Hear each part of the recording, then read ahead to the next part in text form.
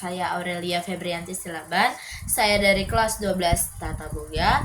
Di sini saya akan mengerjakan tugas sejarah Indonesia yaitu biografi pahlawan. Nah, di sini saya akan membahas biografi Jenderal Sudirman. Jenderal Sudirman bernama lengkap Anumerta Sudirman. Jenderal besar Indonesia ini lahir di Bodas, Karangjati, Rembang, Purbalingga 24 Januari 1916. Ayah dari Jenderal Sudirman bernama Karsid Kartawi Uraji, seorang pekerja di pabrik gula Kalibaga, Banyumas, dan ibu Jenderal Sudirman bernama Siem. Nah, di sini saya akan membahas riwayat pendidikan Jenderal Sudirman. Jenderal Sudirman menempuh pendidikan dari tingkat SD, kemudian SMP dan SMA di sekolah Taman Siswa, yaitu sekolah yang didirikan oleh Ki Hajar Dewantara. Jadi Jenderal Sudirman ini tuh sekolah dasarnya itu di Taman Siswa, sekolah menengah pertamanya di Taman Siswa, dan sekolah menengah atasnya di Taman Siswa. Lalu dia melanjutkan pendidikan lanjut di sekolah HIK, yaitu Sekolah Guru Muhammadiyah. Sudirman tidak tamat pada saat menempuh pendidikan di HIK Muhammadiyah, namun ia menjadi seorang guru di HIS atau yang setara dengan sekolah dasar di Muhammadiyah di Cilacap dan menjadi bapak pemandu pramuka di HIS tersebut.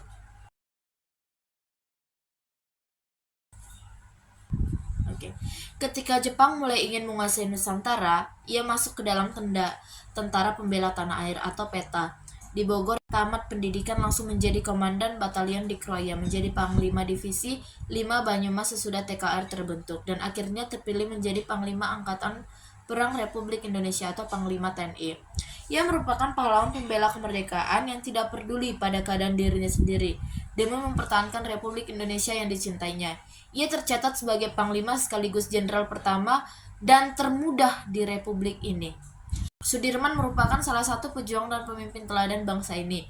Pribadinya begitu teguh pada prinsip dan keyakinan, selalu mengedepankan kepentingan masyarakat banyak dan bangsa di atas kepentingan pribadinya. Jadi dia itu jenderal atau pribadi yang gak egois gitu. Dan dia tuh selalu konsisten dan konsekuen dalam membela kepentingan tanah air, bangsa dan negara. Boleh dilihat ketika agresi militer dua Belanda, ia yang dalam keadaan lemah karena sakit tetap bertekad ikut terjun bergerilya walaupun harus ditandu. Jadi pada saat agresi militer dua Belanda itu Jenderal Sudirman itu keadaannya tuh lemah atau sakit gitu, tapi dia tetap ikut gitu walaupun dia harus ditandu. Benar-benar jiwa pemimpin, jiwa pahlawannya tuh ada gitu dalam dirinya. Dia sakit tapi tetap semangat untuk membela negara ini. Dan bisa kita lihat, dalam keadaan sakit sekalipun, ia tetap memimpin dan memberi semangat kepada prajurit-prajuritnya untuk melakukan perlawanan terhadap bangsa Belanda, terhadap sekutu. Itulah sebabnya kenapa ia disebutkan merupakan salah satu tokoh besar yang dilahirkan oleh revolusi negeri ini. Dan setelah Indonesia merdeka dalam suatu pertempuran dengan pasukan Jepang, Jenderal Sudirman berhasil merebut senjata pasukan Jepang di Banyumas. Itulah jasa pertama dari seorang Jenderal Sudirman sebagai tentara pasca kemerdekaan negara Indonesia. Sesudah Tentara Keamanan Rakyat atau TKR terbentuk, ia kemudian diangkat menjadi Panglima Divisi 5 di Banyumas dengan pangkat kolonel. Jadi dia naik pangkat. Kemudian histori penguasaan Jepang. Sudirman yang pada masa pendudukan Jepang menjadi anggota Badan Pengurus Makanan Rakyat dan anggota Dewan Perwakilan Rakyat Keresidenan Banyumas. Ini pernah mendirikan koperasi untuk menolong rakyat dari bahaya kelaparan. Jadi Sudirman ini mengambil alih kayak dia tuh menolong orang-orang biar supaya dia tidak lapar gitu. Jadi menjadi Badan Pengurus Makanan Rakyat. Dan pada tanggal 2 November 1945, Sudirman terpilih menjadi Panglima Besar TKR atau Panglima Angkatan Perang Republik Indonesia. Selanjutnya pada tanggal 18 Desember 1945, pangkat jenderal diberikan kepada Sudirman dan ia dilantik oleh Presiden menjadi Jenderal Sudirman. Dan kalian perlu tahu, Jenderal Sudirman tidak memiliki yang namanya tidak melalui yang namanya proses akademi militer atau pendidikan tinggi lainnya sebagaimana lazimnya, tapi karena prestasinya dia begitu gigih untuk mempertahankan, untuk merebut kemerdekaan Indonesia dari tangan sekutu, dari tangan Jepang. Jadi benar-benar dia tuh jadi jenderal itu bukan karena pendidikannya yang tinggi, bukan karena sekolah akademinya, tapi karena prestasinya dia yang begitu perlu diacungi jempol. Dan ketika pasukan sekutu datang ke Indonesia dengan embel-embel untuk melucuti tentara Jepang, atau bisa kita bilang tuh Belanda itu berjanji membuat Indonesia itu merdeka, janjinya itu akan mengusir tentara Jepang, tahu-taunya mereka yang menjajah Indonesia.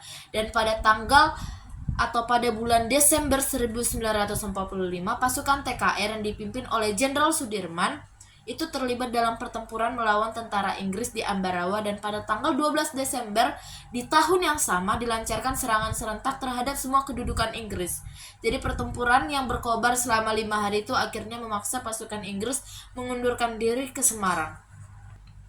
Dan pada saat pasukan Belanda kembali melakukan agresinya, atau yang lebih dikenal dengan agresi militer 2, Belanda, ibu kota negara Republik Indonesia, berada di Yogyakarta, sebab Jakarta sebelumnya sudah dikuasai oleh sekutu.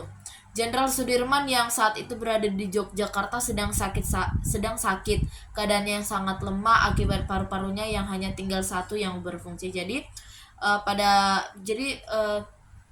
pada saat perang itu, bukan perang itu aja sih, sebelumnya juga Jenderal Sudirman itu hanya memiliki satu paru-paru yang berfungsi. Dan di dalam agresi militer 2 Belanda ini, Bung Karno dan Bung Hatta serta beberapa kabinet sudah ditahan oleh pihak sekutu. Dan melihat keadaan itu, walaupun Presiden Soekarno sebelumnya telah menganjurkan untuk tetap tinggal dalam kota untuk melakukan perawatan, namun jiwa pemimpin dari seorang Sudirman itu benar-benar bangkit. Jadi dia itu terdorong hatinya untuk melakukan perlawanan terhadap Belanda, serta mengingat akan tanggung jawabnya sebagai seorang pemimpin. Jadi dia punya tanggung jawab, aku harus bisa memimpin negara ini agar negara ini bebas dari penjajahan. Jadi dia benar-benar pemimpin yang benar-benar keren. Di sini saya akan membahas juga histori perang gerilya. Puncak terjadinya perlawanan perang gerilya dengan tentara sekutu terjadi pada tahun 1949. Perang gerilya adalah perang yang dilakukan secara sembunyi-sembunyi. Jika kalian tidak tahu apa itu perang gerilya, maka akan saya jelaskan kembali. Perang gerilya adalah perang yang dilakukan secara sembunyi-sembunyi, penuh kecepatan, sabotase, dan biasanya dalam kelompok yang kecil tapi sangat fokus dan efektif. Perang ini penuh dengan taktik. Dan perang gerilya ini adalah perang yang penuh dengan taktik. Jadi tokoh besar Indonesia yang ahli dalam taktik gerilya adalah Jenderal Sudirman. Jadi Jenderal Sudirman ini memiliki kelebihan, yaitu memiliki taktik yang gak bisa ditebak oleh lawannya. Jenderal Sudirman membuat Belanda tidak bisa menang melawan pasukan gerilya Indonesia saat itu. Taktik ini kemudian dipakai oleh negara lain, yaitu negara Ho Chi Minh dalam perang Vietnam, sehingga Vietnam Utara menang telak melawan Vietnam Selatan dan Amerika Serikat. Pada saat melakukan perang gerilya, keadaan Jenderal Sudirman juga kurang sehat atau fisiknya tuh lemah, karena tadi sudah saya bilang dia tuh hanya memiliki satu paru-paru yang berfungsi, jadi satunya lagi tuh nggak bisa berfungsi dengan ditandu. Jadi walaupun dalam keadaan sakit, Jenderal Sudirman tuh tetap ingin berada atau memimpin peperangan tersebut. Maka dengan ditandu, ia berangkat memimpin pasukan untuk melakukan perang gerilya. Kurang lebih selama 7 bulan ia berpindah-pindah dari hutan yang satu ke hutan yang lain, dari gunung ke gunung, dalam keadaan sakit dan lemah sekali, sementara obat juga hampir tidak ada. Jadi dia tetap melakukan perang dari kota yang satu ke kota yang lain, dari kota yang satu ke wilayah yang lain, dari wilayah yang satu ke wilayah yang lain. Jadi walaupun stok obatnya itu menipis, kerennya Jenderal Sudirman ini, walaupun ia sakit, walaupun fisiknya lemah pada saat mau perang, pada saat ingin melakukan perang, tapi dia tuh sama pasukannya tuh selalu memberi semangat dan agar bisa mengalahkan sekutu, dan seakan-akan dia tuh nggak sakit gitu. Padahal dia tuh sakit gitu, tapi dia seakan-akan dia nggak sakit. Dan akhirnya ia harus pulang dari medan gerilya. Ia tidak bisa lagi memimpin angkatan perang secara langsung, tapi pemikirannya selalu dibutuhkan. Jadi dia dipulangkan karena keadaannya yang tidak memungkinkan lagi, fisiknya benar-benar lemah. Namun biarpun dia dipulangkan dan tidak ikut dalam medan perang, tapi pemikirannya selalu dibutuhkan karena kecerdikannya dalam menyusun taktik untuk melawan tim lawan. Dan Jenderal Sudirman akhirnya menghembuskan nafas terakhirnya pada tanggal 29 Januari 1950. Di usianya yang masih relatif muda, yaitu usia 34 tahun, ia harus menghembuskan nafas terakhirnya pada tanggal 29 Januari 1950. Panglima besar ini meninggal dunia di Magelang dan dimakamkan di Taman Makam Pahlawan Semaki, Yogyakarta. Ia dinobatkan sebagai pahlawan pembela kemerdekaan. Jadi bisa kita lihat juga ya, ada yang namanya Jalan Sudirman itu sebagai tanda pengingat, kemudian ada patung Jenderal Sudirman juga atau sebagai pengingat bahwa seorang Sudirman itu adalah pahlawan yang hebat. Dan kini Jenderal Sudirman yang bernama lengkapkan Anumerta Sudirman diberi julukan sebagai pahlawan Revolusi Nasional Indonesia, atau kalau zaman dulu dia diberi gelar tuh pahlawan pembela kemerdekaan. Jadi kalau untuk saat ini jadi sekarang tuh udah berubah menjadi pahlawan Revolusi Nasional Indonesia. Sekian dari saya, terima kasih. Apabila ada salah kata, saya mohon maaf. Sampai jumpa.